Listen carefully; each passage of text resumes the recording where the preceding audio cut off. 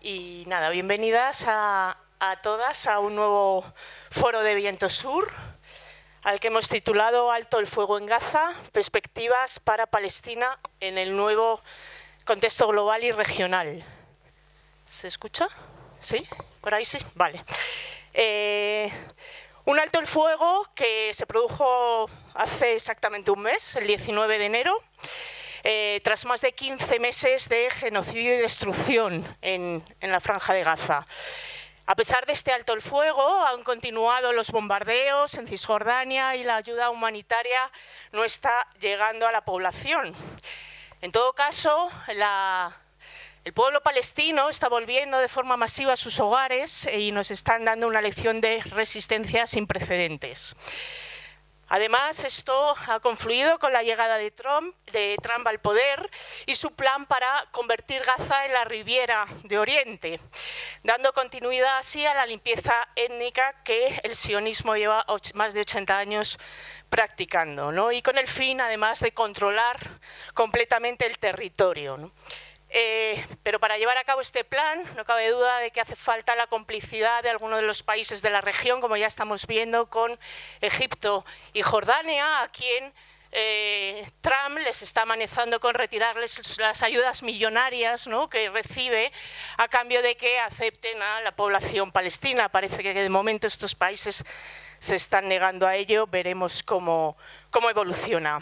En definitiva, estamos ante un nuevo contexto que modificará sin duda las relaciones de fuerza en la región y también estamos viendo cómo está el nuevo orden mundial imperial que está intentando aplicar Trump. Bueno, vamos a ver cómo afecta todo esto, ¿no?, al futuro de Palestina, y para ello contamos, bueno, pues con tres grandes colegas. Por orden de intervención tenemos a Saida. Ella es activista hispano-palestina y es miembro de la Asociación Hispano-Palestina Jerusalén de Madrid. A Olga Rodríguez, periodista y escritora, y en último lugar a Héctor Grat, miembro de BDS Madrid y portavoz de la RESCOP, la Red de Solidaridad contra la Ocupación de Palestina. Antes de darle la palabra voy a hacer una serie de anuncios. Por un lado, por aquí, para quien todavía no reciba información sobre los foros de Viento Sur y el boletín, se puede apuntar. Por otro lado, quiero hacer tres anuncios de movilización que tenemos en los próximos días.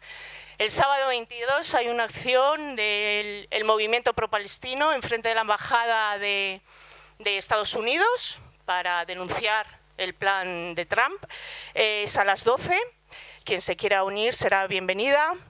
Y el domingo, por supuesto, tenemos una gran manifestación por la educación pública que se lleva trabajando durante mucho tiempo y que esperemos que llene las calles. Una manifestación en la que también la educación en Palestina estará presente. Y sin más, pues le doy la palabra a Saida.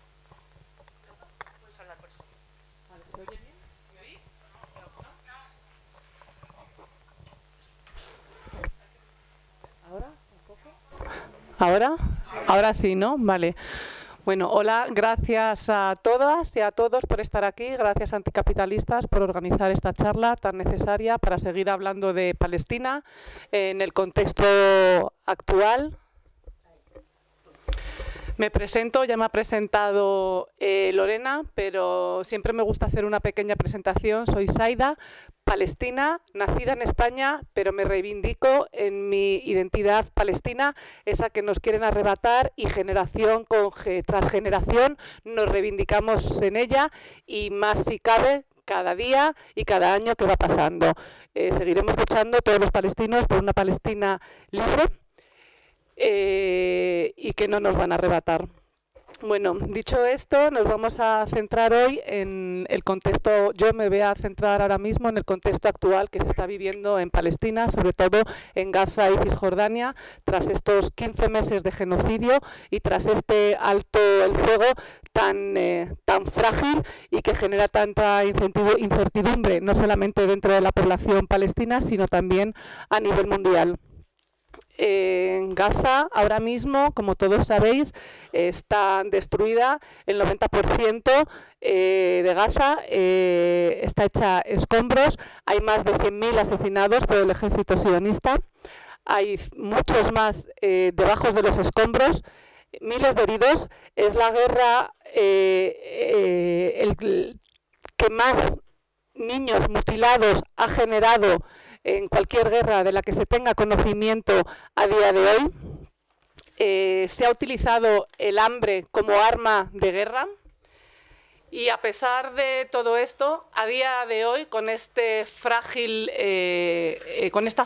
tregua que se supone que se ha acordado, la ayuda acordada no está llegando dentro de Gaza, no está llegando el combustible, no está llegando la electricidad, seguimos sin electricidad, los hospitales siguen sin funcionar, la gente sigue durmiendo en unas tiendas de campaña hechas como han podido, con sábanas, en las que en estos meses de frío y de lluvias ha llevado a que incluso bebés mueran de frío en los brazos de sus madres. Las medidas higiénicas, os podéis imaginar, eso ha colaborado a que la propagación de enfermedades no sea un riesgo, es un hecho ya en toda la zona. Los combustibles no llegan, toda Gaza está llena de escombros. Necesitamos excavadoras, se necesita todo tipo de infraestructura para poder retirar esos escombros y no solamente retirarlos, sino retirarlos de forma segura, porque debajo de los escombros tenemos bombas y armas a punto de estallar ante cualquier movimiento raro o extraño de una excavadora. A pesar de eso, los palestinos se han mostrado resistentes y resilientes ante esta agresión y estas atrocidades. Y a día de hoy, los palestinos que estaban en el sur, nada más permitírseles volver a sus casas del norte, han vuelto al norte de manera decidida. Los hemos podido observar por televisión con unas imágenes impresionantes del pueblo palestino volviendo y retornando a sus hogares. Quiero decir que en mucho tiempo es la primera vez que el pueblo palestino retorna a sus hogares, independientemente de cómo hayan quedado. El pueblo palestino ha aprendido que si no vuelve a su casa, si no se reafirma en su casa y en su tierra, no hay derecho al retorno. No hay derecho al retorno no porque no esté legislado por la legislación internacional ni por la ONU. No hay derecho al retorno porque nos lo impide Israel y nos lo impide también la complicidad de los gobiernos occidentales y de esta ONU que ha demostrado ser completamente ineficaz. En Cisjordania la situación dista de mejorar, se está replicando prácticamente lo que ha pasado en Gaza, con bombardeos en los campos de refugiados de Jenin, en los campos de refugiados de Tulkarem, asedios, cortes de electricidad, asesinatos y día tras día secuestrando a rehenes, porque sí, hay que llamarles rehenes, hay que decirles presos. Cuando a alguien se le lleva de sus casas por la fuerza y sin ningún tipo de juicio, son rehenes. Tenemos a más de 10.000 personas dentro de Cisjordania, dentro de las cárceles sionistas, sin ningún tipo de juicios, detenciones administrativas en las que las personas no se les acusa de nada, no tienen derecho a abogados. No estoy hablando solamente de milicianos, como muchas personas podrían suponer, estoy hablando de cualquier estrato de la sociedad palestina. Mujeres, niños de 12 años, menores de 12 años han estado dentro de las cárceles sufriendo torturas y malos tratos. Esto no lo decimos solamente los palestinos, esto lo dicen organizaciones que no se les puede considerar como que sean más pro-palestinas o menos pro-palestinas, como Amnistía Internacional y como Save the Children. Está redactado y está recogido. Y nunca han importado esos rehenes. La situación no es nueva. Esto llevamos años sufriendo los secuestros de nuestra gente. Es cierto que ahora mismo está mucho más en alza y que las torturas que siempre han sufrido se han exacerbado de una manera inimaginable e indescriptible. Se están cometiendo unos crímenes de guerra contra la población civil dentro de Palestina. Independientemente de eso, el pueblo palestino se reafirma en su lucha, en su resistencia y en su resiliencia. A nivel político, me gustaría indicar que Israel, a día de hoy, con toda su ofensiva, con todo su material bélico, no ha conseguido ni uno solo de sus objetivos. No ha conseguido eliminar a la resistencia palestina y no ha conseguido tampoco sacar a sus rehenes, que se suponía que eran por lo que estaban allí. Hemos visto que no era por esto, era mucho de lo que está hecho es por una limpieza étnica, por un exterminio, por seguir intentando ocupar y robar una tierra que no le pertenece y por una supervivencia política del líder de ellos, Netanyahu, que le conviene ahora mismo estar en el poder. Ahora mismo la situación, aparte del alto el fuego, ha cambiado con la llegada de Trump al poder. Ya en su primer mandato, en el año 2017, del 2017 al 2021, se veía por dónde venía. Ya declaró de manera unilateral y de manera ilegal a Jerusalén como la capital del Estado de Israel, algo que contradice el derecho internacional. También impulsó los acuerdos de Abraham para normalizar las relaciones con el resto de los regímenes árabes alrededor de Palestina para que se pudiera olvidar lo que es la causa palestina. Y además eliminó los fondos de la UNRWA. Esto nos hace pensar ya cuál es la deriva y cuáles son las intenciones de este nuevo colonialismo. A día de hoy, Trump, lo voy a decir así, con toda su cara dura, dice que quiere convertir Gaza en la Riviera de Oriente Medio. Gaza no se vende, Palestina no se vende y Palestina es de los palestinos. En otras palabras, quiere robar más tierra, expulsar a palestinos a otros países, si pudiera, como pueden ser Egipto y Jordania.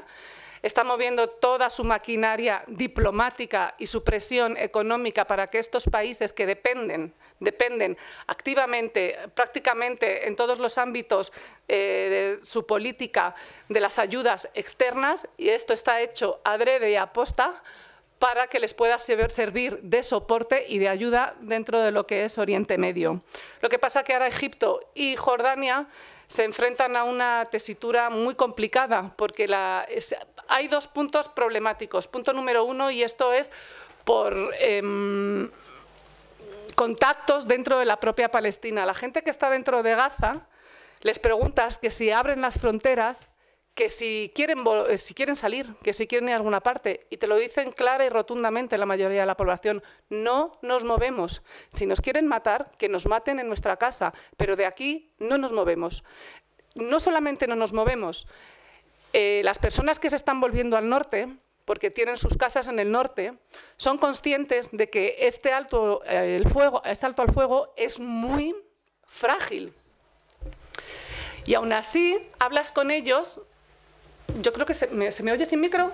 Vale. No, pero si no te graban. Así, perdón, así, vale. ¿Ahí bien? Vale. Las personas que están volviendo al norte, hablas con ellos y ellos saben, viven en la incertidumbre. Desde luego no es plato de buen gusto, por mucha resiliencia o por mucha resistencia que tengamos, somos humanos y como humanos sentimos, y a nadie le gusta sufrir estas pérdidas.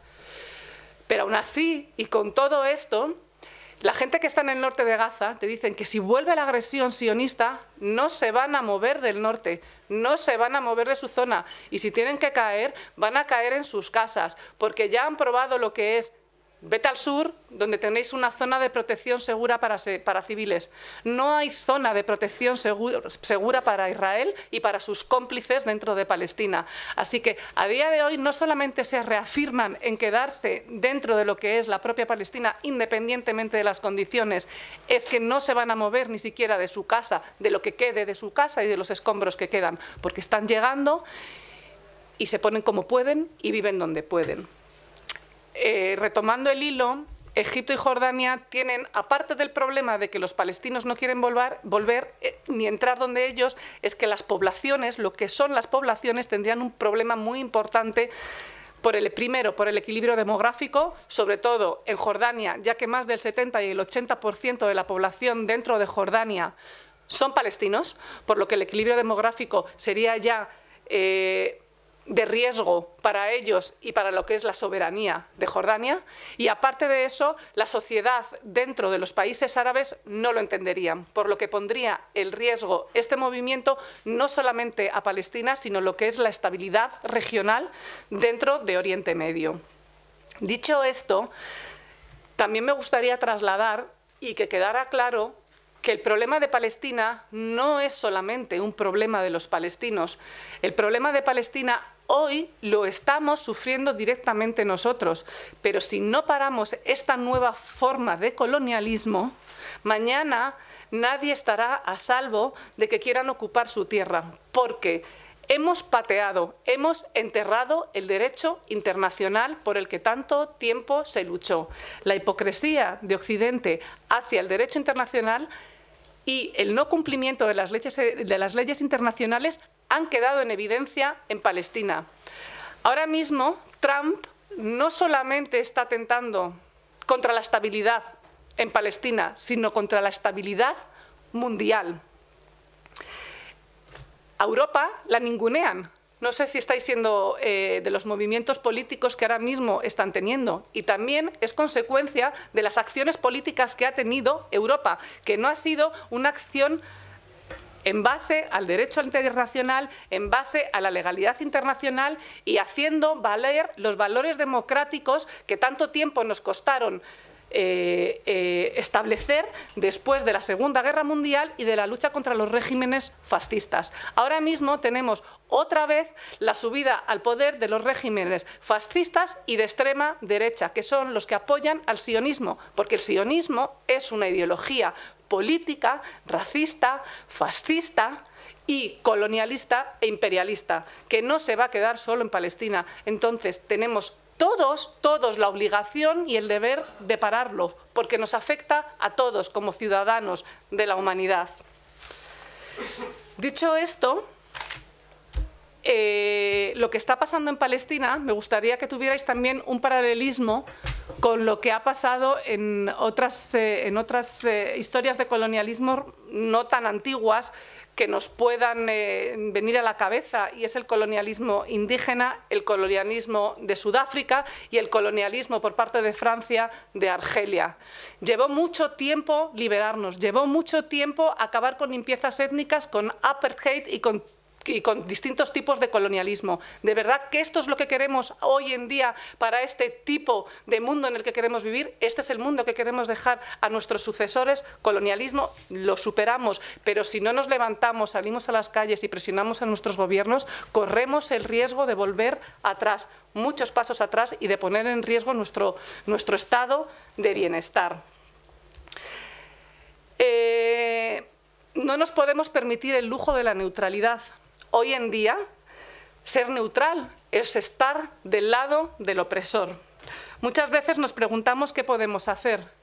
Primero, combatir la ideología sionista, combatir su política mediática ante los medios de información. Y lo primero de ello es, ellos intentan deshumanizar a la población palestina, intentándonos hacernos ver como personas que no somos humanas. Eso es lo primero que tenemos que intentar hacer, humanizar a los palestinos, porque están intentando deshumanizarnos para justificar sus crímenes de guerra.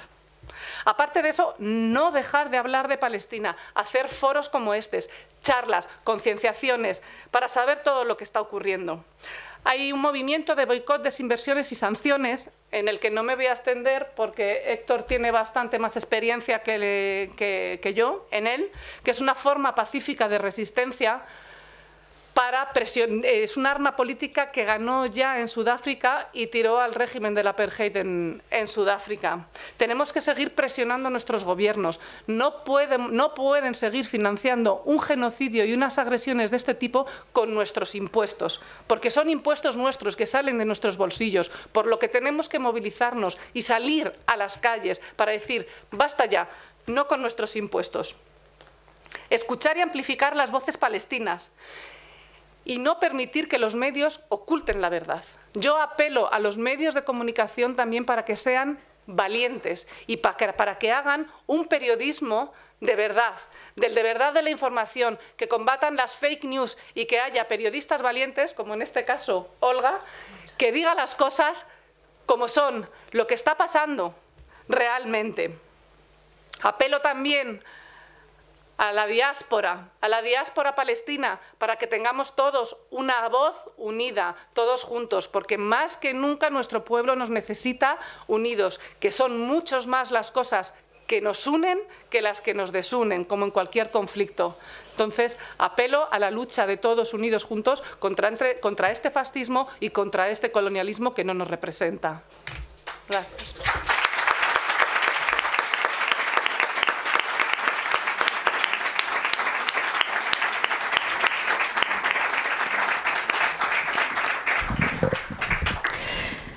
Hola, buenas tardes. Es un placer estar aquí. Gracias a Viento Sur por organizarlo. Gracias a Traficantes de Sueños y a toda la gente que estáis aquí.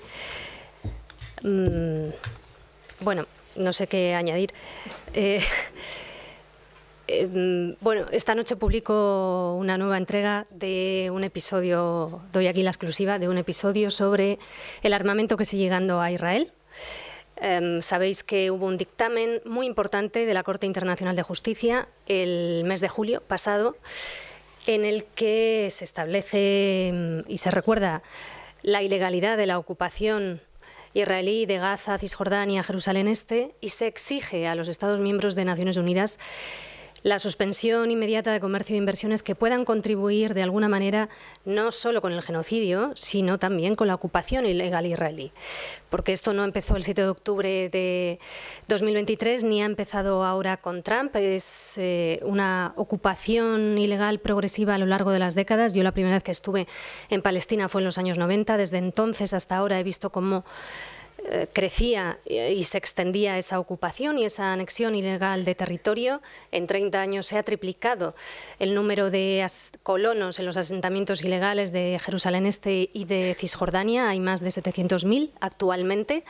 Y todo eso ha ido ocurriendo con los sucesivos gobiernos israelíes y también con los sucesivos gobiernos estadounidenses y europeos, manteniendo comercio de armas, exportaciones, importaciones, etcétera, hasta llegar al 7 de octubre de 2023. Tras ello, como sabéis, la mayor parte de los estados europeos y, por supuesto, Estados Unidos no han suspendido ese comercio de inversiones que puede contribuir a la ocupación ilegal israelí, ya no digamos al genocidio. El Estados Unidos de Biden facilitó y financió el genocidio desde octubre y durante los siguientes 15 meses. Y sabemos y podemos recordar que en las primeras semanas de las masacres en Gaza hubo varios ministros del gobierno israelí que llamaban a una limpieza étnica hablando de una Nakba 2.0. Y también en otros casos, como el viceministro de Exteriores israelí, hablaban de ese desplazamiento forzado hacia el Sinaí egipcio. Levantaremos ciudades de tiendas de campaña, dijo textualmente. Pero en sí mismo ya el desplazamiento interno forzado que ha habido una y otra vez en Gaza, recordad que en las primeras semanas hubo una orden para que buena parte de la gente del norte se desplazara forzadamente hacia el sur, más de 1 millón de personas. Eso en sí mismo, como subrayó en su momento la relatora de Naciones Unidas, Francesca Albanese, constituía un crimen y una violación muy seria del derecho internacional. A lo largo de estos 15 meses hemos visto una masacre continuada en tiempo real. Por primera vez la humanidad ve en tiempo real esos asesinatos masivos a los que han querido que nos acostumbremos y que normalicemos, y no se han adoptado las medidas que podrían haber presionado a Israel. De hecho, se han mantenido las relaciones con Israel. La Unión Europea ha mantenido su acuerdo preferencial comercial de asociación entre Bruselas e Israel, no se ha suspendido, y los gobiernos europeos han mantenido sus relaciones. Estados Unidos ha enviado varios paquetes de armamento a Israel y ha facilitado este genocidio también a través de protección política y diplomática, vetando en 4 ocasiones en el Consejo de Seguridad de Naciones Unidas la posibilidad de un alto el fuego a lo largo de estos meses de atrás. Ahora seguimos hablando de Gaza. No hay que olvidar Cisjordania y Jerusalén Este, donde se están produciendo ataques continuados y desplazamientos forzados. Hay más de 40.000 personas en Cisjordania que han sido obligadas a dejar sus casas por los ataques y por la ocupación ilegal israelí en estos meses, que también ha aumentado el número de controles militares en Jerusalén Este y en Cisjordania, con esa voluntad de anexión, porque ¿Para qué Israel ha triplicado su ocupación ilegal y el número de asentamientos en Cisjordania y Jerusalén Este en estos últimos 30 años? Porque hay una voluntad y un plan de anexión ilegal de territorio palestino. Eso siempre ha estado ahí. Es decir, cuando en 1947 a través del Plan Dalet y en 1948 se impulsa la Nakba y se impulsa esa limpieza étnica expulsando a más de 700.000 personas palestinas de sus casas, eso tiene como objetivo anexionarse a nuevo territorio y lo consigue, hasta el punto de que estamos hablando que cuando hay estados que hablan de la solución de los dos estados, están hablando de que Israel se quede con el 78% del territorio de la Palestina histórica y, en el mejor de los casos, ese estado palestino, que a día de hoy sería absolutamente inviable, sería el 22% como máximo. Esta es la violación continuada del derecho internacional y de las resoluciones de Naciones Unidas, normalizada y facilitada con ese apoyo de lo que llamamos el norte global occidental.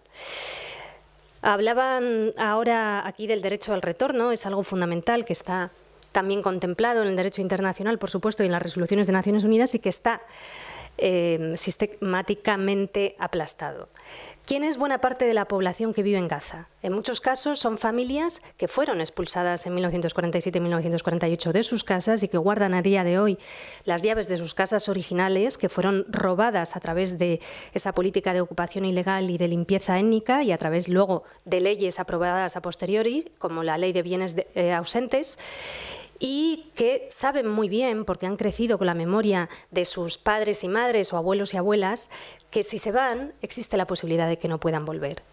Cuando decían aquí ahora que por primera vez vemos un regreso masivo de población de Palestina, eso es así, y la voluntad de muchísima gente en Gaza de poder reconstruir, levantaré mi casa con mis manos si hace falta, me decía el otro día una mujer con la que hablaba por teléfono, que ha regresado del sur al norte de Gaza y se ha encontrado, por supuesto, con su vivienda destrozada, reducida a escombros. Están esperando la entrada de material para poder mover esos escombros, para poder extraer los cadáveres que todavía están bajo los escombros, así como todo ese material militar que no ha explotado, y también para poder hacer algo, y sin embargo solo han entrado a día de hoy 4 excavadoras. Todas esas viviendas móviles y esas caravanas que se esperaban, bueno, pues está entrando a goteo y en muchos casos se sigue obstaculizando, porque una y otra vez una de las armas que ha utilizado siempre Israel contra la población palestina, dificultando muchísimo la vida y por supuesto la supervivencia en estos meses de atrás, ha sido el bloqueo de esa entrada de productos fundamentales para la vida, para la supervivencia o para una vida digna. Las cifras oficiales hablan ya de más de 60.000 personas muertas, pero todos los cálculos apuntan a que son muchas más, porque hay gente bajo los escombros. Y probablemente nunca podamos calcular con exactitud las muertes provocadas por ese bloqueo a la entrada de todos esos productos necesarios para la supervivencia, una acción criminal que ha sido subrayada por personas que son máximas expertas a nivel internacional en genocidio, y ha sido subrayada como una clara voluntad genocida a la hora de bloquear la Franja de Gaza durante todos estos meses. Cuando veíamos el otro día a Donald Trump en la Casa Blanca con Netanyahu anunciando la Riviera de Gaza y anunciando su voluntad de que la población de Gaza, de expulsarla a Egipto o a Jordania, vimos también una imagen muy significativa, ¿no? Para aquellas personas que durante estos meses todavía han querido negar el estudio de la historia a lo largo de estas décadas, e incluso el estudio de las propias declaraciones de integrantes del gobierno israelí, vimos un gesto facial y corporal de Netanyahu de enorme satisfacción, porque esa voluntad de desplazamiento forzado, de ocupación ilegal y de limpieza étnica ha estado presente en todos estos meses, ha sido absolutamente visible a través de las acciones del ejército israelí, pero insisto, también a través de las declaraciones de muchas personas integrantes del gobierno israelí que mostraron la voluntad de destrucción masiva o de desplazamiento forzado masivo, es decir, una nueva limpieza étnica, porque en el objetivo de mantener la mayoría judía para mantener la esencia de un Estado judío, o se impulsa una nueva limpieza étnica o se desarrolla aún más estas herramientas de expulsión, de anexión y de apartheid. Es decir, quiero el territorio palestino, pero no quiero asumir a la población palestina como ciudadana con derechos, tengo que apartarla e incluso fomentar que se vaya o incluso expulsarla o matarla, como han hecho en estos meses, para poder tener ese territorio, pero sin que sume la población palestina, porque eso acabaría con la mayoría judía del Estado judío. Esto es lo que en Israel denominan la cuestión demográfica y es uno de los ejes vertebrales que explica toda esta historia. ¿Qué más consecuencias podemos subrayar rápidamente? Decía la relatora de Naciones Unidas para la Libertad de Expresión y de Protesta hace unos meses, Irene Khan, que, palabras textuales, la crisis de Gaza es ya actualmente una enorme crisis con consecuencias devastadoras para la libertad de expresión y de protesta en todo el mundo, que además tendrá más consecuencias a medio y largo plazo. Lo estamos viendo en lugares como Alemania, donde ayer quisieron cancelar a la relatora de Naciones Unidas, Francesca Albanese, y a otras voces que a lo largo de estos meses han defendido los derechos de la población palestina. Pero no solo ocurre en Alemania, la voluntad de estigmatizar y de señalar la defensa de los derechos del pueblo palestino está presente en muchísimos lugares, por supuesto en Estados Unidos, por supuesto en Europa y en muchos sectores diferentes. Y esto es una realidad que nos afecta a todos. Estamos viendo también cómo hay una escasez de recursos naturales a nivel global y cómo se ha dado una especie de pistoletazo de salida para el saqueo final, ¿no? En el que están participando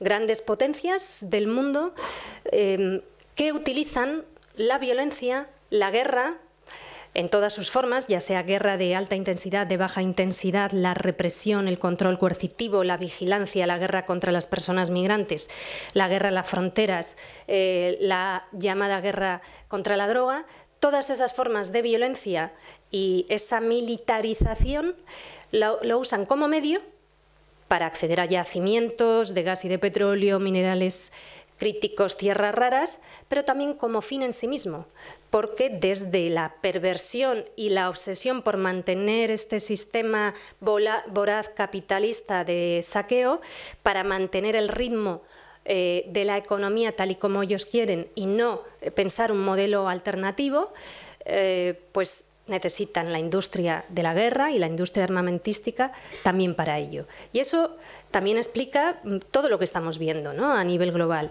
La petición de más gasto militar, lo cual va a afectar profundamente a las políticas sociales, a la sanidad, a la educación, a las ayudas, y el empeño en no imaginar un nuevo modelo, y nos va a tocar imaginar un nuevo mundo y unas nuevas instituciones y un nuevo modelo organizativo a través del cual podamos garantizar nuestros derechos, consolidar un derecho internacional que ha sido pateado y imaginar relaciones entre estados y entre poblaciones de más respeto mutuo y de una redistribución de la riqueza con justicia que facilite la convivencia, la vida y asegure una vida digna para todos en el mundo. La cuestión palestina, y con esto termino, no es solo la cuestión palestina. Hoy es Palestina, mañana podemos ser cualquiera de nosotras, cualquier población del mundo. ¿Por qué?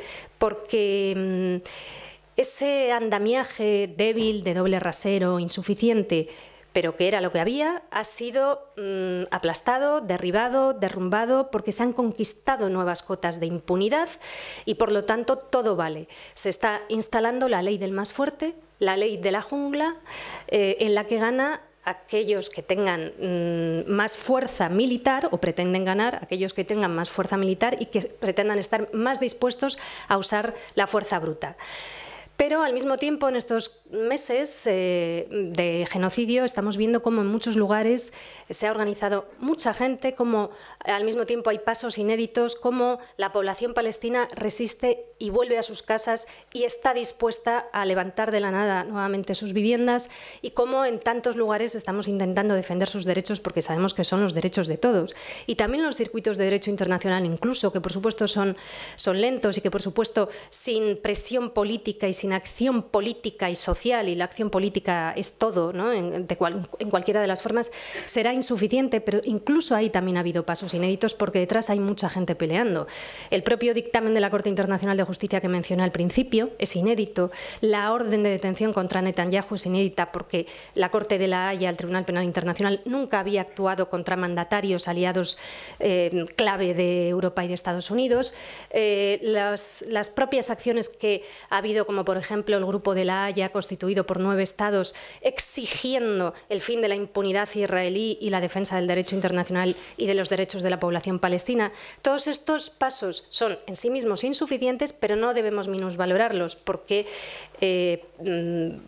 porque en conjunto van de alguna manera protegiendo algunas cuestiones que quieren aplastar.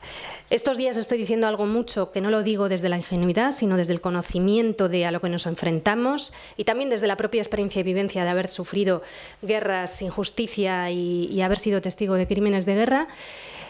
Dice Angela Davis que en tiempos oscuros como estos tenemos que pensar en la esperanza como disciplina y en la transmisión de la esperanza como disciplina. A lo largo de la historia ha habido muchos momentos de enorme impunidad y de masacres y genocidios, ante los cuales organizaciones, población y ciudadanía en todo el mundo se han movilizado y han pensado colectivamente y han imaginado cómo acabar con eso, y por supuesto han puesto su voz, su cuerpo, su palabra y su acción para dejar claro que aquí estamos y que tendrán que pasarnos por encima. Muchas gracias.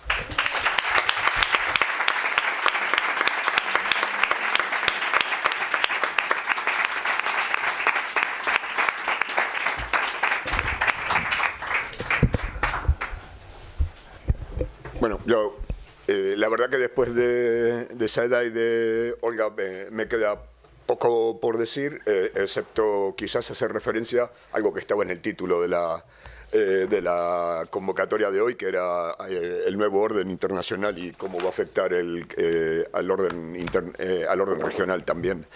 Y entonces, quizás recogiendo algunas cosas, voy a recoger algunas cosas que por supuesto ya están dichas, y otras voy a intentar a entrar en cosas que todavía no se han puesto aquí sobre la mesa y que pueden servir después para el debate, ¿no?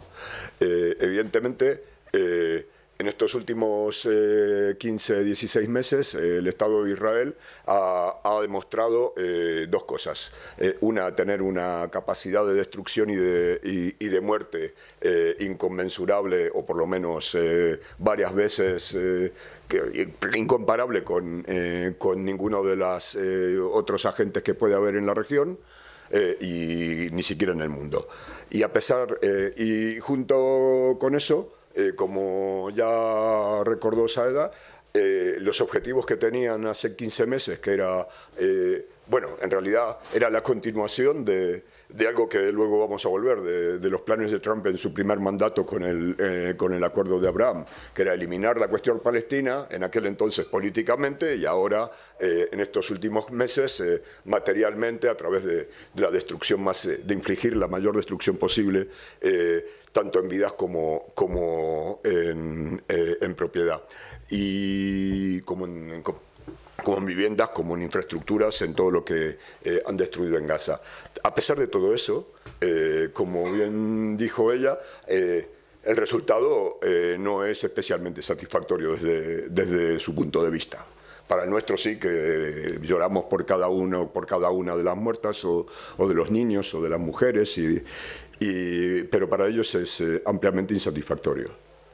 ¿Por qué? Porque a pesar de toda esa potencia de fuego, no lograron los dos objetivos fundamentales que se plantearon el 7 de octubre del 23, que era, uno, eliminar a Hamas, cuando dijeron Hamás, inmediatamente actuaron no solo contra Hamás, sino contra el conjunto de toda la población palestina de Gaza. Y segundo, liberar a los prisioneros, a los rehenes que había tomado Hamás.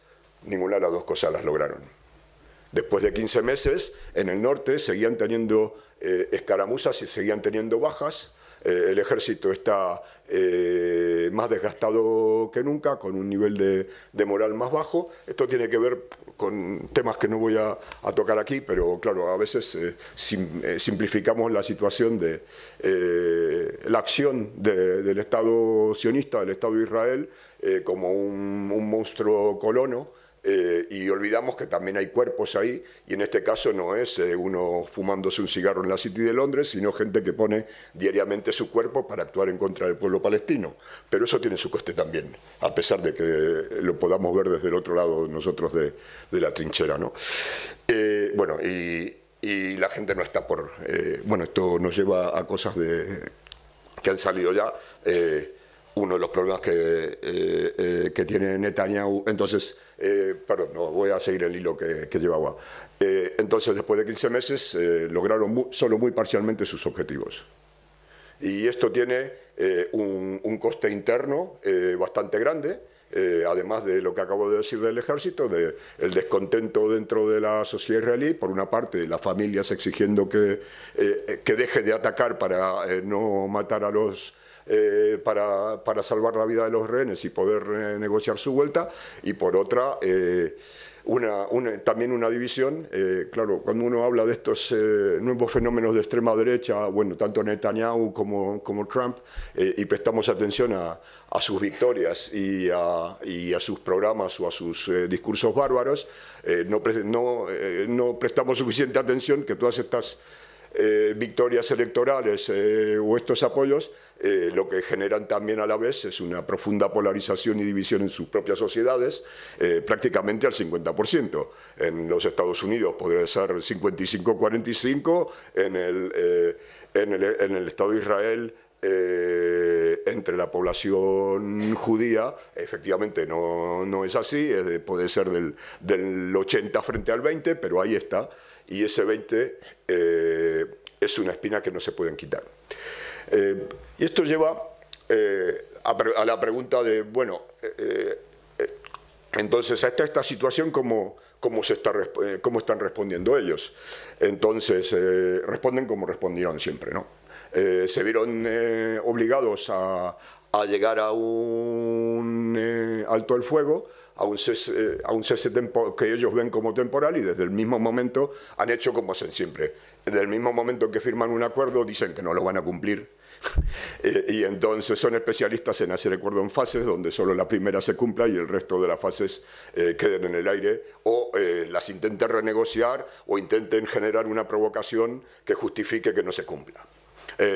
Netanyahu las está haciendo en todas partes. Bueno, lo hizo con Hezbollah, lo hace en el Líbano, lo hace en Gaza, lo hace en la Cisjordania también.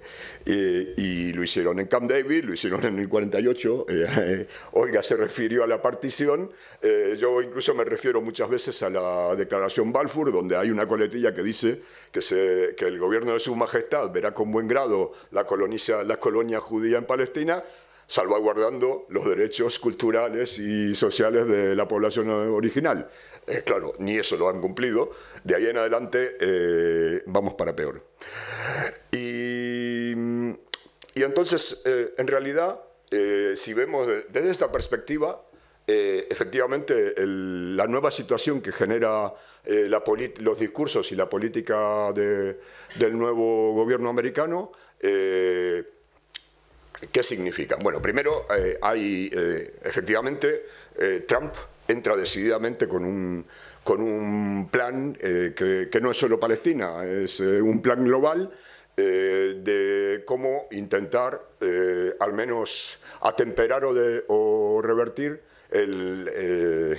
la caída del imperio americano frente a la competencia con China, que es imparable, y los satélites que pudiera tener. Y en ese plan, entonces, este plan tiene varias vertientes. Una es construir sobre sus ventajas estratégicas, su superioridad militar, conseguir efectivamente recursos estratégicos. Groenlandia entra en esa Groenlandia y lograr subordinar a Canadá y a México todavía más. Entran en esa dimensión, y finalmente relanzar la economía americana a través de ¿qué? A través de dejar de pagar los costes que tiene el dominio imperial del resto del mundo. ¿De qué forma? Haciendo que los propios damnificados paguen por eso, y en eso entra Europa.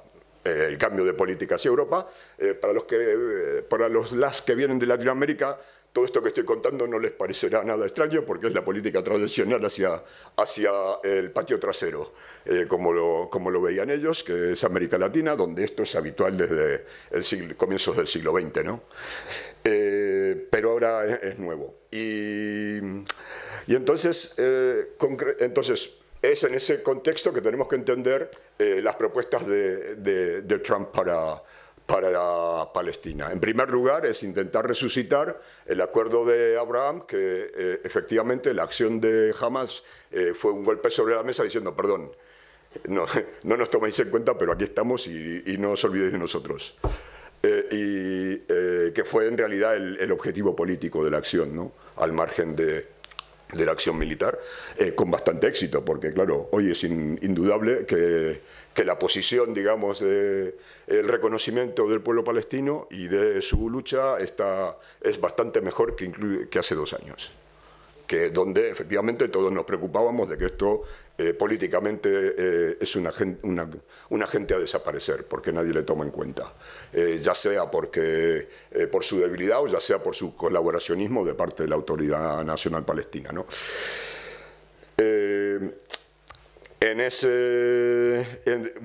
Entonces resucitar el plan de Abraham entra en el contexto de esa estrategia que es global, que es conseguir que el Medio Oriente efectivamente esté unido en un frente prooccidental que asegure los recursos o los insumos, o asegure un control estratégico, digamos, de las comunicaciones que necesita Estados Unidos. Tiene otra cuestión, si lo vemos así, en realidad el plan de Trump con respecto a Gaza no es más que una muleta para su amigo Netanyahu ante el fracaso de la guerra de los últimos 2 años. No es más que eso. Netanyahu estaba en una situación donde se vio obligado a un alto el fuego y además con contestación interna, y darle este caramelo, es un caramelo para que tenga algo que regalar a su ala más extremo de la derecha, antes que otra cosa. Genera un plan cuya viabilidad es más que dudosa. Al margen de ayuda al buen amigo que tiene, es un plan que, como ya se ha dicho aquí, en realidad desestabiliza toda la región. Primero, porque genera contradicciones difíciles de asumir por sus propios, regímenes subordinados, lacayos, cipayos, como les queramos llamar. Es decir, efectivamente, Egipto es un país tremendamente dependiente de la ayuda americana. Después de Israel, son los principales receptores de ayuda exterior americana, 12.000 millones al año, que son especialmente para mantener toda la estructura industrial y estructura del ejército, que es la columna vertebral de la dictadura de al-Sisi, que por cierto lo tenemos aquí de visita, y aquí abrazándose con el Pedro Sánchez. Entonces,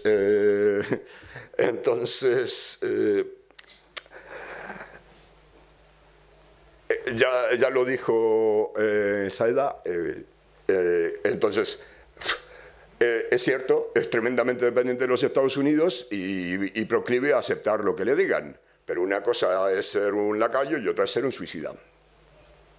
Y entonces, cuando incluso tiene problemas para controlar el desierto de Sinaí, porque en la parte sur hay grupos organizados fundamentalistas armados que efectivamente le ponen difícil el control del territorio.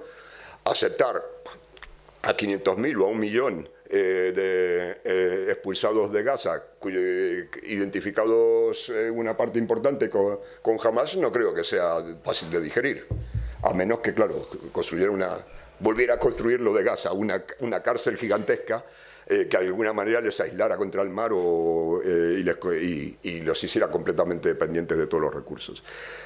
Un poco inviable. ¿Vale? Por el otro lado, Jordania, ya lo dijo Saida, es un país, no olvidemos, un estado artificial creado por los británicos en su proceso de colonización, con una base original ínfima, donde una parte importante de su población ya son de origen palestino, son personas de origen palestino de las expulsadas en la Nakba en el 48. Entonces, decirle que va a aceptar 1 millón más de palestinos es decirle que, bueno, que aquello puede ser todavía más inestable de lo que ya es. Efectivamente, la gente que está del otro lado dice que poniendo una pila más de miles de millones puede convencer a cualquiera, pero vuelvo a decir, una cosa es ser dependiente y otra es ser suicida, y yo creo que se tientan mucho en este punto. Todos ellos están tentando bastante las ropas y por eso no están aceptando, y está ahí uniéndose con... bueno, hay un factor más, además de no ser suicida, y es algo que ya salió, que es el apoyo popular en todo el mundo árabe a la causa palestina. El propio al-Sisi, al que acabo de referirme, al comienzo del ataque de Israel, tuvo que ponerse a la cabeza de las manifestaciones en contra del ataque, aunque es el principal cómplice regional de Israel. Y uno se preguntará ¿por qué? ¿Qué necesidad tiene? Bueno, tiene una necesidad de que por abajo, no solo en Egipto, sino que en toda la ribera del sur del Mediterráneo, las clases populares, en cuanto hay un ataque, saldrían ahí con las banderas palestinas a solidarizarse y a exigir a sus gobiernos que dejaran de ser cómplices, como nosotros queremos exigirlo aquí también. Queda tres cositas más sobre este balance de situación. La siguiente es bueno, en distintos momentos de estos planes, comillas, se intentó contar con la complicidad de la Autoridad Nacional Palestina, que está haciendo buena nota, atacando a la resistencia en Jenin, intentando probar de que es capaz de controlar un territorio. Bueno, creo que pensar que la Autoridad Nacional Palestina pudiera volver a controlar Gaza es olvidarse justamente de la razón por la que Israel no logró sus objetivos.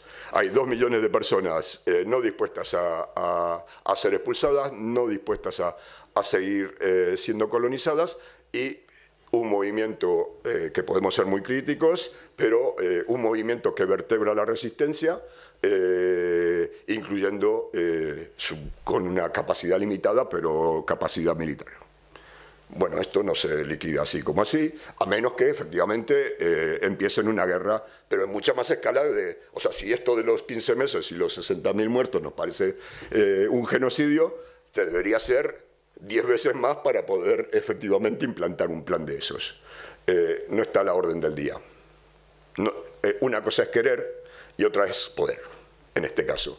El querer, efectivamente está el plan de Trump, que intenta hacer borrón y cuenta, o sea, como que Biden no hubiera pasado por el medio, retomar el Abraham y volverlo a implantar, y está en Israel, que siempre tienen planes efectivamente para la conquista del conjunto del territorio y la expulsión de la población, desde 1947 hasta hoy, porque a lo que se dedican sistemáticamente es a tener planes de contingencia estratégica para aprovechar cualquier situación que les permita avanzar en su objetivo.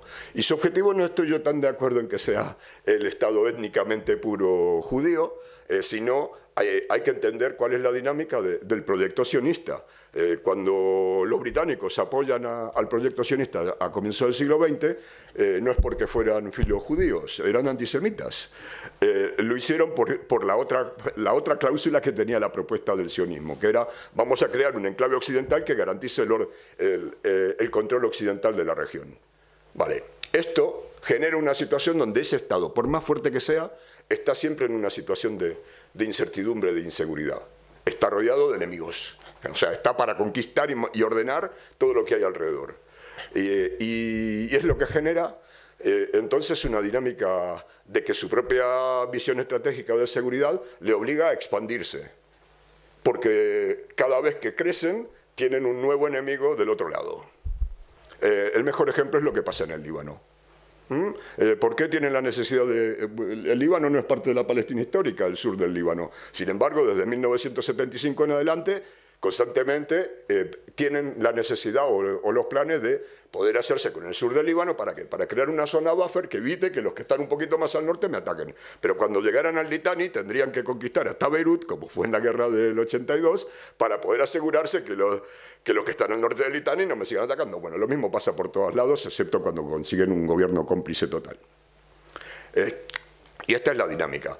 Entonces, bueno, lo que pasa es que las condiciones, entonces la Autoridad Nacional Palestina tampoco. Falta lo último, que es esto que estoy desgranando ahora. El plan tiene algo bien extraño, y es que va a vaciar Gaza para ponerlo bajo control americano. Primero dijo bajo control de los Estados Unidos y después dijo, me la quedo yo. Netanyahu a eso dijo, no le hizo ninguna gracia. Esto, para los que están dispuestos a someterse a los dictados americanos y de Netanyahu, perdón, a los dictados americanos, este es el gran obstáculo. Es otro de los grandes obstáculos. No solamente la resistencia palestina, Israel no está dispuesto. Punto. Los mismos que dicen que se van a hacer con todo el territorio histórico, los ultranacionalistas que se quieren hacer con toda Palestina y expulsar a la mayor cantidad de palestinos posible, no lo van a hacer para dárselo a ningún amigo. O sea que tampoco por ahí tiene mucha viabilidad. Y lo que finalmente lo hace menos viable de todo es que las condiciones ni al comienzo del ataque ni hoy están dadas para una nueva Nakba. Deberíamos recordar históricamente cuál era la situación aquella. En 1947-48 que hicieron posible o que facilitaron una expulsión masiva de la población. No solo, primero, bueno, no tenían una fuerza de resistencia, no tenían una organización de resistencia independiente vertebrada que pudiera organizar a la sociedad palestina en contra del ataque y de los planes coloniales sionistas. Segundo, tenían un liderazgo hegemónico especialmente tradicional y especialmente dependiente de su visión estratégica de los británicos. El libro de Rashid Khalidi, de 100 años de colonialismo, es efectivamente una Biblia, una fuente inagotable de ejemplos de eso, de cómo toda su familia, su abuelo, su tío, bla, bla, bla, tenían como única perspectiva que poder negociar con los británicos un compromiso que les permitiera convivir con el colonialismo sionista. Por supuesto que esto tuvo un gran problema, los británicos apoyaban a los sionistas y a estos no les escuchaban. Y ese fue otro de los problemas. Y el tercero, una vertebración débil del pueblo en el territorio para poder resistir. Bueno, ninguna de estas situaciones se da hoy. Ni en Gaza, ni en Cisjordania, y menos en Gaza. Y entonces el principal obstáculo que hay para todos estos obstáculos es, paradójicamente, la capacidad de resistencia del pueblo palestino. Y su vertebración, con todas las contradicciones que tiene, en una organización de liberación de Palestina. ¿Qué tenemos hoy? Esa vertebración desigual, pero existe, y lo que también trajeron Saida y Olga, de la memoria histórica. A mi abuela, mis abuelos se fueron en el 48 de su casa y fue un gran error que no volveremos a hacer. Y más reciente, esto de del norte de Gaza vete al sur que vas a estar seguro para luego bombardearte en el sur o impedirte volver. Bueno, todo esto hace que realmente estos planes no tengan mucha viabilidad, a menos que ocurriera un super desastre que no es previsible. ¿Por qué? No porque sí, voy a terminar. Estoy terminando. No porque el concierto internacional o el derecho internacional vaya a apoyar, vaya a ayudar a los palestinos, que sí es necesario, pero no. Pero como ya vemos cómo está actuando, sino porque ahí están ellos con sus cuerpos, ellos y ellas con sus cuerpos y sus organizaciones. Esto me lleva entonces a lo último, y con esto sí que termino. Entonces, ¿qué nos queda aquí? Entonces, lo que nos queda aquí es, efectivamente, seguir en la misma estrategia con la que hemos estado desde hace 15 años y en los últimos 2 años especialmente, de boicot, desinversión y de sanciones. Lo único que puede parar ahí, o sea, nuestra gran contribución a esta lucha del pueblo palestino en todas sus vertientes, es debilitar el frente imperialista, el frente colonialista, dividiéndolo. ¿De qué forma? Primero, deslegitimando al sionismo, haciendo ver su carácter de colonial y de apartheid. Y segundo, exigiendo a nuestros gobiernos coherencia con el sentir popular de la ciudadanía, por lo menos en este país y en muchos otros, en contra de lo que se está realizando allí. Y por eso la exigencia de coherencia, petición de sanciones, de que se sanciones en todos los ámbitos en los que sea necesario,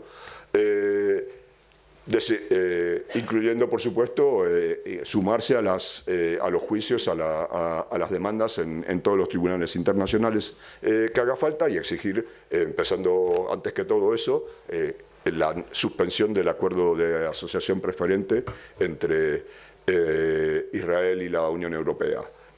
Tanto porque su artículo 2 dice claramente que si hay violación de derechos humanos no debería estar vigente, y como por el hecho de que efectivamente la Unión Europea es el principal socio comercial de Israel, no lo es Estados Unidos. Estados Unidos es para las armas y la tecnología, pero en las cosas cotidianas es la Unión Europea. Las sanciones tendrían un efecto bastante fuerte en el funcionamiento de la economía y de la sociedad israelí. Y lo último, y con esto sí que termino, es el boicot, el embargo de armas. No, esto no lo voy a explicar, no hace falta. Entonces, un embargo de armas total hubiera impedido que esta masacre se lleve a cabo. Y cuando digo de total, no es solamente de no comprarle. Salió en el artículo de Olga, supongo yo, harás mención a los últimos datos estos de compras de noviembre. Vale, entonces, bueno, medio hemos discutido sobre ese tema porque en noviembre se compraron 1.700.000 euros en armamento o en tecnología israelí para mantener sistemas de armamentos que ya tiene el ejército español.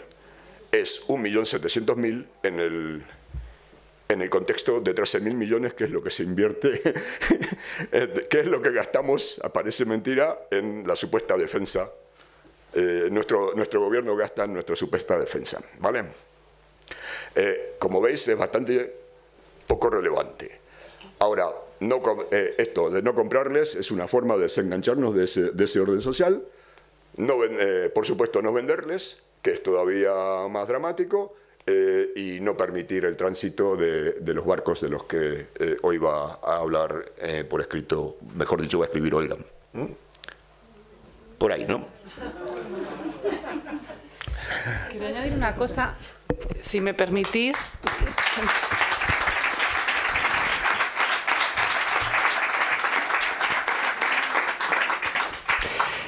Si me permitís, quería añadir una cosa. Cuando se habla de resistencia del pueblo palestino, la resistencia del pueblo palestino no es solamente la resistencia de sus milicias, es la resistencia de cada uno de ellos, de sus hijos, de sus madres, de sus profesoras, que siguen resistiendo esta ocupación voraz, que siguen educando a sus hijos y diciéndoles: vuestra mayor arma es la educación, seguir estudiando a pesar de los puntos de control, a pesar de las condiciones adversas que se puedan dar ante cualquier contexto de genocidio, siguen transmitiéndoles educación y educación. Entonces también quería poner en valor, por supuesto, la resistencia de las milicias del pueblo palestino, a la que le debemos mucho, y también a la resistencia de cada integrante del pueblo palestino. Eso por un lado. Y luego, por otro lado, se me ha olvidado decirlo, que lo voy a poner, esto lo sufrimos todos los palestinos que vivimos en la diáspora, y es que el derecho al retorno lo tenemos tan integrado dentro de nosotros que, pongo mi ejemplo, yo soy hija de palestinos, nieta de palestinos, mujer de palestino y madre de palestino, y aún así no tengo derecho a vivir en Palestina. Lo único que puedo hacer es conseguir un visado de 3 meses y volver como turista a visitar la tierra de mis antepasados, de mis actuales, de mis pasados y de mis futuros. Eso también lo quería dejar claro. Mientras que ciudadanos ajenos, colonos que vienen de fuera, simplemente con el hecho de decir que son judíos o de transformarse a la religión judía, tienen el derecho de volver a un país que no les pertenece. Y no sé si habéis notado que todos los rehenes o la mayoría de los intercambios que se están haciendo, todos poseen otra nacionalidad. Yo siempre les digo, os invito a que preguntéis a los abuelos de estas generaciones de israelíes qué pasaporte tenéis, de dónde venís. Ahí es donde se demuestra que son unos colonos que han venido desde fuera a echar a la población autóctona e indígena, que no nos permiten el derecho a volver a Palestina. Y más aún, a los propios palestinos que viven dentro de las fronteras de Israel en el 48, tienen prohibido casarse con palestinos, y si lo hacen, no les van a dar nunca el derecho a vivir con ellos dentro del territorio israelí.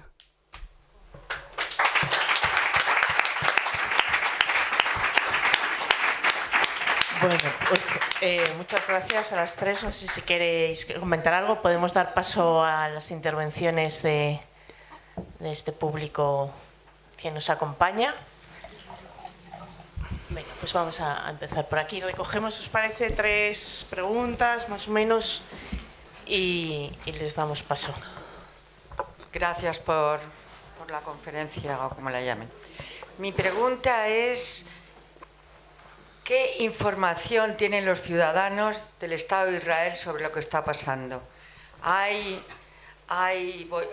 No enseñan las noticias, no saben lo que sucede. Porque yo he visto un programa de televisión de Tel Aviv que es absolutamente terrorífico. La gente aplaudiendo a un militar que había causado no sé cuántas muertes. No sé, esa es la única pregunta que quiero hacer. Gracias. ¿Quieres contestar tú, Héctor, a lo de la prensa? Van a recoger 3, ¿no? Ah, vale. Los medios israelíes que transmiten. Pero contesta tú. Hola, buenas. Lo primero, muchas gracias a los 3 por vuestras intervenciones. Yo quería hacerle una pregunta a Olga, porque en uno de sus artículos puso en relevancia el cómo las propuestas de Trump de crear una ribera, un lugar de vacaciones en Gaza, habían tenido más impacto que lo que es un genocidio como tal. Se le había dado más importancia a las palabras de Trump de esto que al que se estuviera cometiendo un genocidio. Entonces, me gustaría saber o que explicara a qué se debe esto.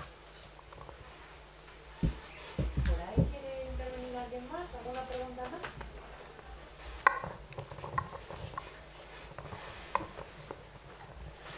Sí, gracias.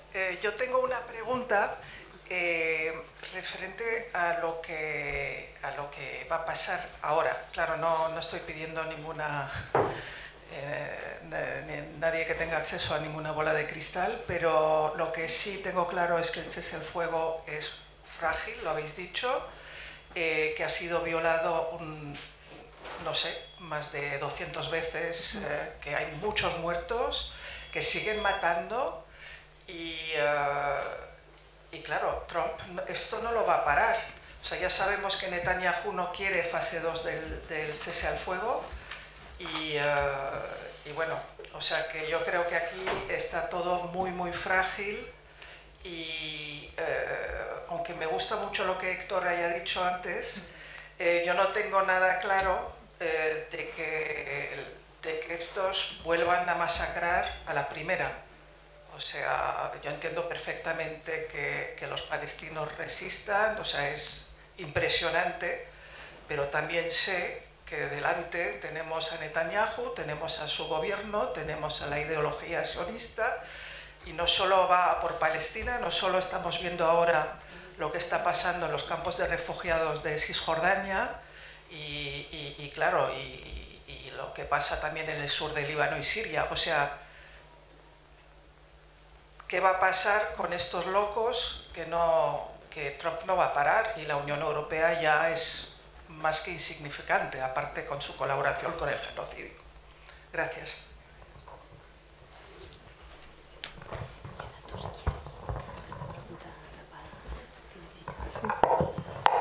Venga, pues si es breve, la metemos en el pack.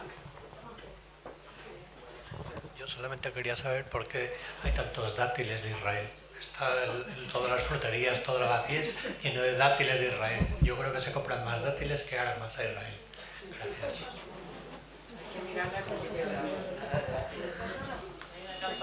No está publicado todavía. No, hasta las 11 de la noche es secreto. Vale, yo buscando. Es que estoy editando desde mi teléfono. Hola, bueno, gracias a las tres personas. Era una pregunta en concreto para Héctor. ¿Hay algún tipo de datos, información de los efectos económicos que haya podido tener las acciones que se están haciendo del principalmente boicot a los productos y este tipo de cosas? Gracias.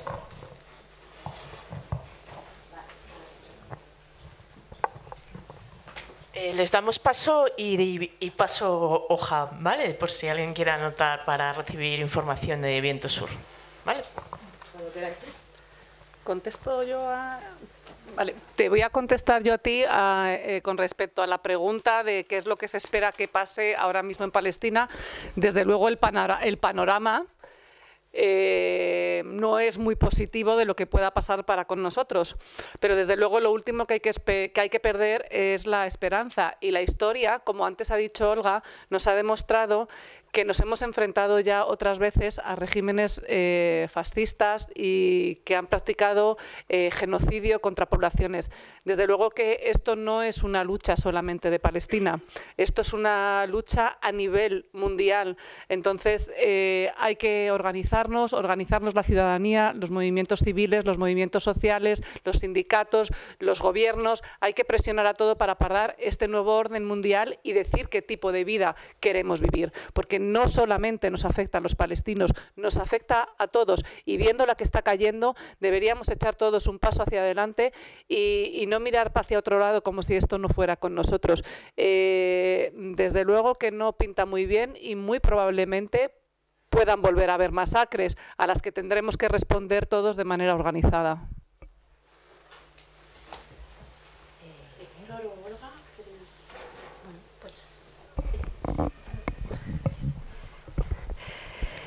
Bueno, contestando a la pregunta dirigida a mí, durante 15 meses como periodista ha sido bastante frustrante. En realidad no solo estos 15 meses de atrás, sino en realidad en buena parte de las cuestiones de la política internacional, ¿no? Donde muy a menudo las palabras van por un lado y los hechos por otro, las acciones. Y sin embargo vemos cómo parece que hay un cierto tipo de periodismo que no se fija en los hechos, sino en las palabras. Y en un mundo donde prima la hipocresía en los circuitos políticos, o ha primado, eso es lo que Trump está cambiando ahora, hemos pasado de la hipocresía al cinismo, pues en un mundo en el que esa hipocresía prima, hemos visto como una y otra vez veíamos titulares en los que se nos decía cosas como que, literalmente, yo he leído esto, que Biden está harto de Netanyahu mientras enviaba un nuevo paquete de millones de armas, de millones de dólares en armas, etcétera, ¿no? Por lo tanto, ha tenido que llegar Trump y decir burradas, evidentemente en un paso más de desafío y de impunidad, para que algunas personas o algunos medios de comunicación hayan despertado y hayan visto la complicidad de Estados Unidos en este genocidio, que no empezó con Trump, que este genocidio ha estado desarrollándose y ha sido facilitado y financiado por Estados Unidos. Y sin embargo, como las palabras negaban algunos de estos hechos, pues estábamos en esta especie de adormecimiento, ¿no? O algunos sectores estaban en ello. Y esto es muy frustrante y creo que yo pido que lo tengáis muy en cuenta porque estamos viviéndolo en tiempo real. Ni los imperialismos han empezado hoy, que ahora parece que se expresan verbalmente sin disimulo y sin hipocresía, ni el neocolonialismo ha empezado hoy. Evidentemente Trump es un tipo que quiere dar fuelle y espacio a las ultraderechas europeas y que tiene todas las características que conocemos de dar rienda suelta a las violaciones de los derechos humanos y, por supuesto, racista, machista y un largo etcétera, ¿no? Pero eso no significa que hasta ahora no estuviera pasando nada. Y sin embargo, lamentablemente hemos visto que ese discurso ha existido y que ese relato ha existido, ¿no? Bienvenida sea la indignación ahora, pero analicemos también de dónde venimos y por qué hemos llegado hasta aquí. Creo que sin tratar de hacer diagnósticos honestos no podremos entender el dibujo global en el que nos encontramos. Con respecto al tema de los medios israelíes, bueno, pues hay un enorme racismo, deshumanización, odio al pueblo palestino y también habitualmente, más allá de estos meses de atrás, ha habido una ocultación y una invisibilización sistemática de la ocupación ilegal, del apartheid y de la existencia del otro, de los otros, que están a tan solo un cuarto de hora y que sin embargo se ignora de manera pretendida cómo viven y qué se les aplica, ¿no? Cotidianamente con esas políticas de apartheid a lo largo de todos estos años. Hay excepciones de un periodismo de cierta calidad y de cierta altura, hasta el punto que ha sido llamativo como, por ejemplo, un medio israelí como el Haaretz u otros han publicado cuestiones que parece que no se atrevían a publicar medios europeos, estadounidenses, incluso... O 972, por supuesto, donde, por ejemplo, Yuval Abraham, un periodista y codirector de milagrosamente un documental que milagrosamente está nominado a los Oscar, porque en los últimos años ha entrado a la Academia de Hollywood mucha gente no estadounidense, yo creo que esa es la razón, aunque por supuesto hay muchas voces estadounidenses conscientes de lo que le pasa también a Palestina, incluso una comunidad judía joven que está diciendo no en mi nombre, y estas también son cosas inéditas importantes que tenemos que subrayar. Pero bueno, a lo que voy, Yuval Abraham, por ejemplo, en el medio israelí 972 ha publicado unos excelentes reportajes de investigación que lamentablemente muchos de ellos no han tenido mucho eco en medios europeos, entre ellos el uso de inteligencia artificial y del programa Lavander para asesinar masivamente a población en Gaza con algoritmos que básicamente criminalizaban fácilmente a mucha gente civil. Y también, por ejemplo, sobre lo ocurrido el 7 de octubre, se publicaron varios reportajes que tuvieron mucho eco y varias investigaciones sobre, bueno, cómo algunas víctimas del 7 de octubre fueron víctimas de fuego israelí a través de la aplicación de la doctrina Janilla, o cómo había sectores que habían denunciado dentro del ejército israelí que se estaban produciendo movimientos en Gaza que apuntaban a un ataque y cómo eso fue ignorado, ¿no? A mí me llamó mucho la atención cómo hubo mucha resistencia en Europa a publicar esta serie de cuestiones, pero en líneas generales la deshumanización que se practica y el racismo que se practica de manera oficial a través del Estado y de la educación, pues también está presente en muchos medios de comunicación. Y por último, la tercera pregunta, así súper rápidamente, ¿qué va a pasar? Bueno, pues no sé ni qué me he apuntado aquí porque no sé ni qué decirte, pero a ver, el alto el fuego, evidentemente. Esto es lo de siempre, mientras no se aborde el nudo gordiano y el eje vertebral de esta cuestión, que es que hay que acabar con el apartheid, con la ocupación ilegal y con todo esto, y soluciones es que hay muchas, y una solución justa es posible, claro que es posible, pero no hay voluntad, ¿no? Entonces, mientras esto no se aborde, pues la fragilidad del alto el fuego está ahí, ¿no? Y la amenaza de que esto vuelva a ocurrir, teniendo en cuenta que además Israel está, bueno, aspirando a más, ¿no? Y los altos del Golán sirios, ocupados ilegalmente en 1967, anexionados posteriormente. Ahora ha habido una extensión de esa anexión. Se acaba de descubrir a través de satélite, de imágenes de satélite, que ya han instalado nuevos puestos militares más allá de la zona ocupada habitualmente. Y el Líbano siguen en el sur del Líbano, no se han ido, aunque algunos titulares dicen que se han ido, ¿no? Pero van a quedar varios puestos militares. Y claro, entonces, bueno, pues toda esta impunidad continúa y, por lo tanto, mientras no se aborde esa solución, que sabemos que existen, bueno, hay muchas vías a través de las cuales podría abordarse esta cuestión y terminar con esta injusticia, ¿no? Bueno, yo voy a empezar por el último tema, ¿no? Para entender lo que ocurre con la sociedad israelí, es decir, y con esto, muchos habréis visto o habéis escuchado de los vídeos de los soldados vanagloriándose de las humillaciones que hacían, en las que incurrían en Gaza, o de los asesinatos en los que incurrían en Gaza. Para entender ese tipo de cosas hay que entender que esto no es una cuestión ni genética ni de nacimiento de la gente que nace en ese lugar, sino que es producto de una socialización desde el momento que nacen, que divide el mundo entre ellos y el resto es el enemigo. Un pequeño baluarte rodeado de enemigos y de antisemitas. En el resto del mundo es así. Entonces están en lucha permanente contra todo lo que les rodea y centrados exclusivamente, el mundo para ellos se divide entre judíos, israelíes y el resto. No hay cosas intermedias ni hay más matices. Y esto y esto se refuerza, bueno, a través de la educación desde que nacen, de que esto es un pueblo perseguido, rodeado, por lo tanto hay que prepararse para resistir y para ser fuertes para poder mantener ese enclave.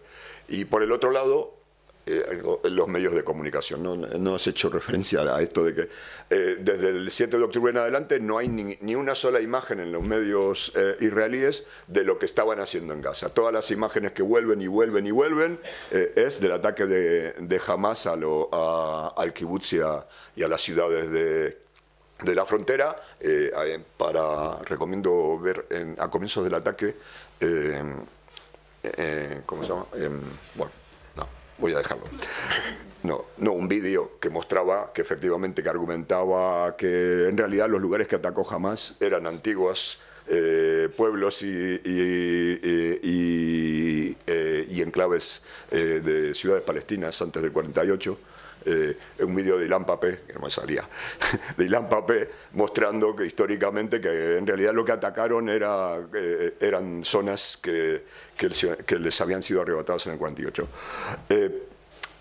Este es un punto. El segundo punto, entonces, hay que entender eso. Entonces, no ven ninguna imagen de lo que están haciendo, excepto los propios soldados y soldadas que los están ejecutando y van agloriándose. Bueno, mostrando que son, a pesar de todo, como dije yo antes, son jóvenes como cualquier otro joven de otra parte del mundo y están ahí en TikTok colgando sus hazañas. Entonces,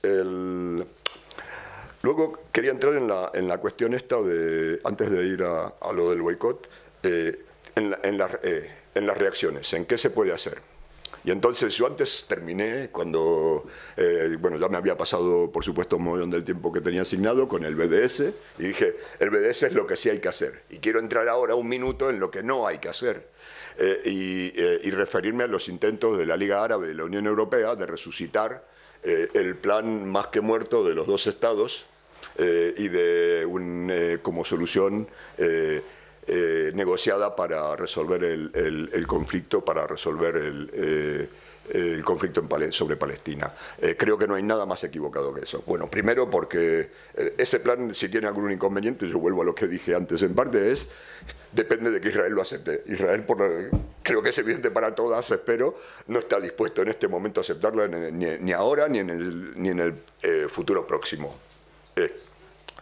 Y lo segundo tiene un segundo problema este plan, que es en realidad el comienzo de un nuevo debate sobre quién va a reurbanizar, recuperar Gaza, que es abrir el melón de quién se va a hacer con el negocio de poder de reconstruir Gaza, donde por supuesto los palestinos no tienen, otra vez, no tienen nada que opinar, serán las inversiones que convengan a los europeos o a los americanos.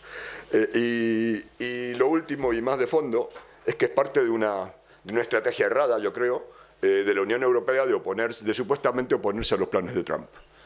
Si uno ve, por ejemplo, frente a los movimientos de Trump con respecto a la guerra en Ucrania, entonces Trump lo que está exigiendo, lo exigía ya en el mandato anterior, es que la OTAN la paguen los europeos. Si se quieren defender, que la paguen ellos. No tenemos por qué pagarlo los americanos. Efectivamente, esto es reducir sus costes para que otros, subcontratar a otros que le mantengan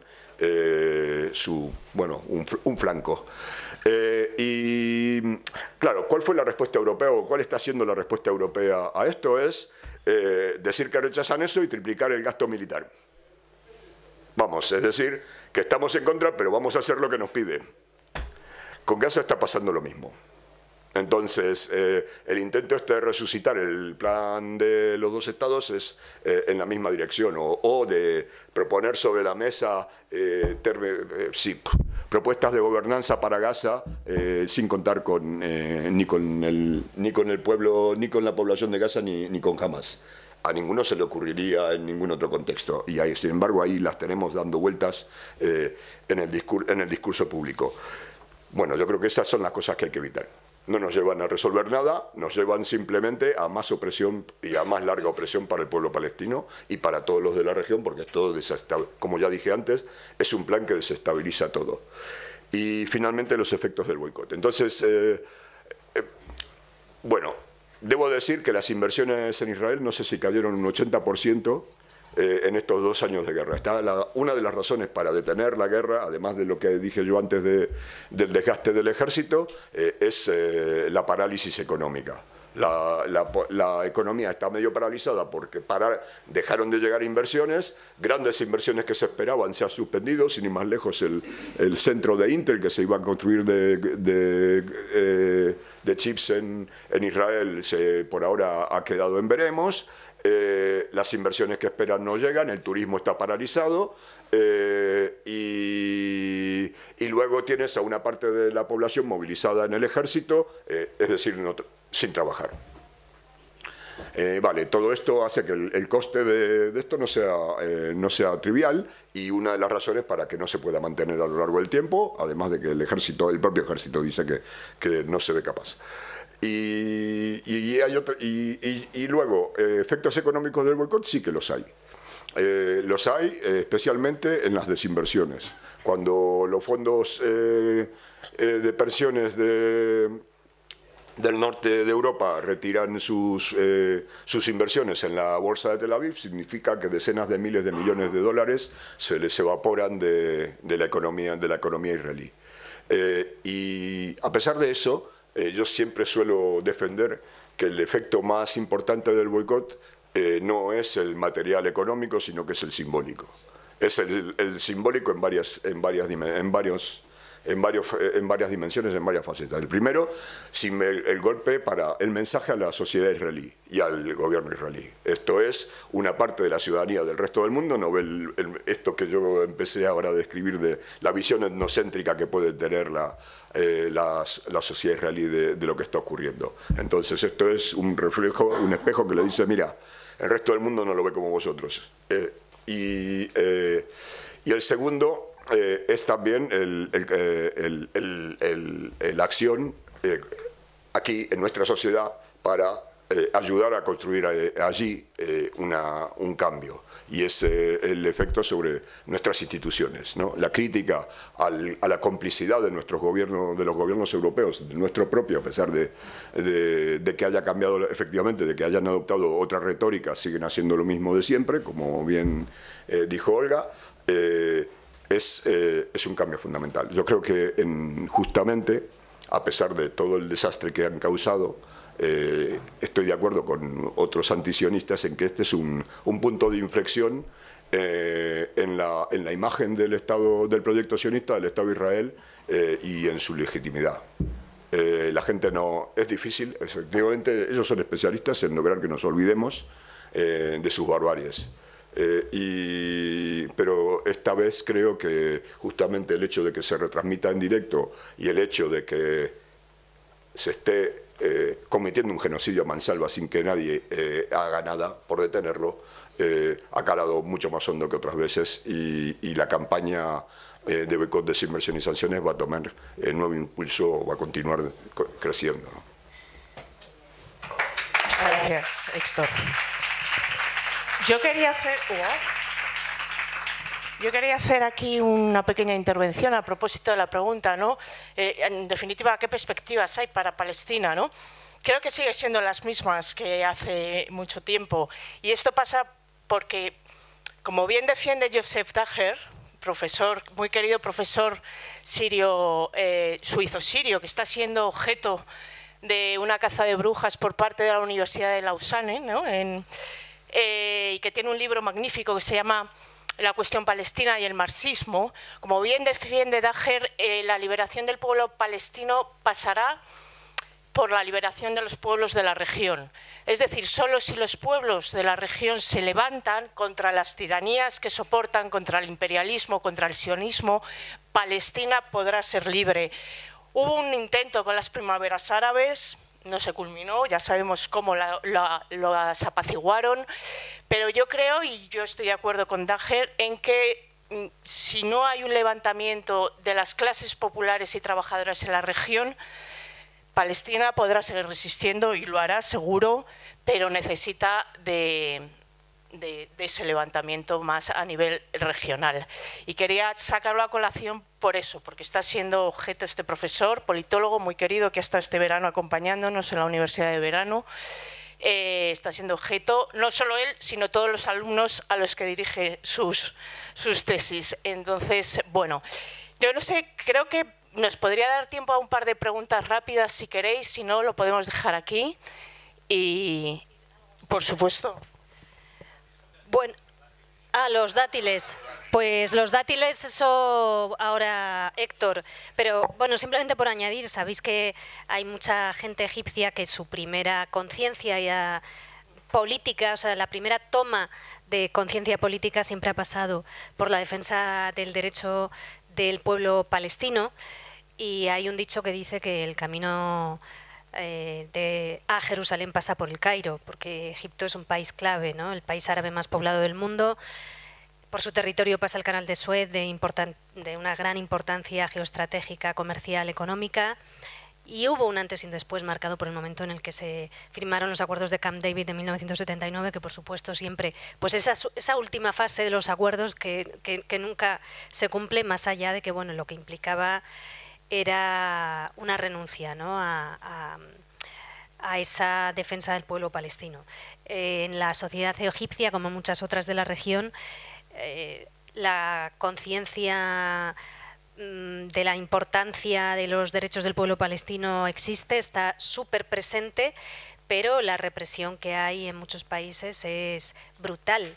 Es decir, en otra época, yo me he preguntado mucho a lo largo de estos meses, si no hubiera pasado todo lo que pasó en Egipto, ¿cómo habría reaccionado la sociedad egipcia? Es decir, el aplastamiento que hubo en 2011 y 2012 y posteriormente en Egipto, donde hay más de 60.000 personas presas políticas en las cárceles, donde mucha gente murió por manifestarse, donde mucha gente se ha tenido que exiliar o está totalmente amordazada, o sea, el control es enorme.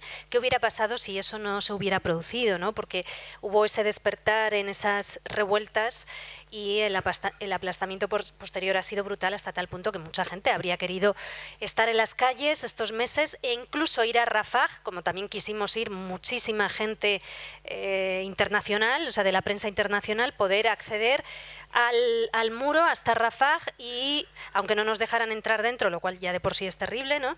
Pero poder estar al otro lado manifestándonos, acampando y dejando claro la defensa del derecho del pueblo palestino, ¿no? Eso, que no nos quepa la menor duda de que hay decenas de miles, cientos de miles de egipcios que hubieran querido hacerlo, pero se ha triplicado la presencia militar en el Sinaí egipcio y era imposible ir del Cairo hasta allí, y un largo etcétera que, bueno, podría dar para otra historia. Sí, bueno, a lo del... no me voy a meter en... Sí. Vale. Bueno, luego pasas el anuncio. Bueno, de los dátiles. Entonces, efectivamente, que lleguen dátiles israelíes por ahora no lo podemos impedir. Lo que sí podemos impedir es comprarlos. Y hay una campaña. Entonces, hay una de las campañas que tenemos de boicot justamente que se ha lanzado, también relanzado, porque es una campaña antigua que la hicimos hace como 10 años aquí en Madrid, es en contra de los dátiles israelíes. Israel comercia, produce en territorios ocupados de la Cisjordania, en el norte de la Cisjordania, que es el Valle del Jordán, una variedad de dátiles que son los mayún, los más gordos de todos, que en realidad es original de Marruecos, Túnez, y se lo llevaron ahí y lo producen en masa. Y por eso es fácil encontrarlo en muchísimos herbolarios, en muchísimos comercios, y lo que ocurre, entonces hay una campaña de boicot que simplemente incide en intentar convencer primero a los comercios y por supuesto a la gente que en vez de comprar esos, compren los tunecinos, que son tan buenos como aquellos y no matan a nadie y no colonizan a nadie. Entonces sí que hay una campaña en contra de los dátiles israelíes y os invito por supuesto a sumaros. Si entráis en la web de boicotisrael.net, a partir de ayer creo que ya estaban colgados todos los materiales, y hay folletos, hay carteles, hay pegatinas para hacer, y es bastante fácil, de la experiencia nuestra, convencer a la gente de que en vez de esto lleven aquellos. Yo me quedé, no quiero hacer aquí publicidad, a veces en esta de la campaña de boicot nos dicen, ¿y por qué no decís dónde ir a comprar? Me quedé asombrado el fin de semana, fui al Alcampo a hacer la compra semanal y todos los dátiles que tenían eran de Túnez. No lo quiero, ahí lo dejo, pero... ¿Cuál es el número de los productos de Israel? Es que hay muchísimos números, porque les van cambiando y además van enmascarando el origen israelí. Entonces, no, hay una app que, ¿cómo se llamaba? No thanks. Bueno, os quiero anunciar que aquí se vende el libro La infancia palestina y la supervivencia. Es el del fin de la pesadilla, el de Yamil, ¿no? Sí, el de Yamil Absada. Es un libro de 18 relatos de 30 niños palestinos, cada uno en una parte distinta que le ha tocado vivir, algunos en la diáspora, otros en el camino del norte al sur, desplazándose por Gaza, y otros de Cisjordania. Son historias reales, documentadas, y esa infancia palestina que a veces nos olvidamos del sufrimiento que esto conlleva en la infancia palestina, en su desarrollo y en su crecimiento. Entonces, bueno, está a disposición de todos vosotros aquí. Y yo, entonces, lo completo. El libro que propone, el libro al que se refería Lorena, de Joseph Daher, que es 100 años de colonia. La cuestión palestina y el marxismo también está aquí. Para todo aquel que quiera un libro sintético, resumido y directo, se lo recomiendo. Y por favor no os olvidéis este sábado de acudir todos a la manifestación que hay delante de la Embajada Americana, la cacerolada, en protesta por las acciones que está teniendo tanto el gobierno de Donald Trump como la inoperabilidad de la Unión Europea y su complicidad con este genocidio. Os esperamos a todos.